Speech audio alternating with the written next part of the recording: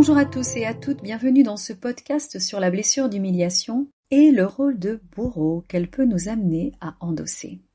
La blessure d'humiliation peut nous pousser à vouloir nous venger, à infliger de la douleur à l'autre pour rétablir notre dignité et notre image de nous-mêmes. Cependant, en agissant ainsi, nous devenons nous-mêmes des bourreaux, perpétuant ainsi le cycle de la violence. Il peut également arriver que nous tombions dans le piège de l'humiliation réciproque, où chacun essaie de prouver sa valeur en humiliant l'autre. Et cela peut rapidement devenir un cercle vicieux, où la violence et l'humiliation s'intensifient au fil du temps. Et les dégâts psychologiques sont là. Je connais certaines familles dans lesquelles il est fréquent de se piquer, de s'envoyer des remarques désobligeantes, pas nécessairement dans le but d'humilier l'autre, mais plutôt dans le but de le titiller, de le faire réagir.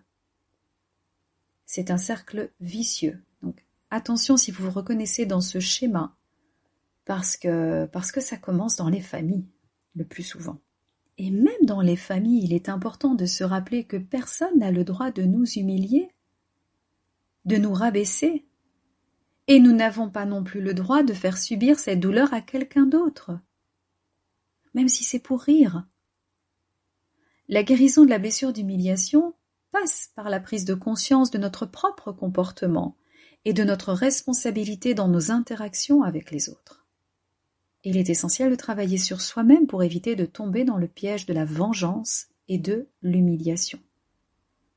Ça va passer par la pratique de la bienveillance envers soi-même, envers les autres, en s'entourant de personnes bienveillantes et en apprenant aussi à communiquer de manière non violente,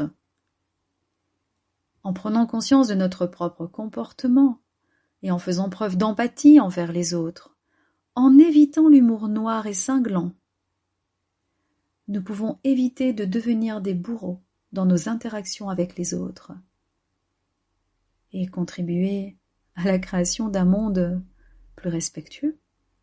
Voilà, je ne vais pas m'étaler plus sur le rôle de bourreau qui a déjà été abordé pour les autres blessures et souvent celui qui souffre de la blessure d'humiliation endossera à un moment donné ce rôle-là. Évidemment, ce sera inconsciemment dans la plupart des cas. Je vous remercie de m'avoir écouté et on se retrouve bientôt pour un autre podcast.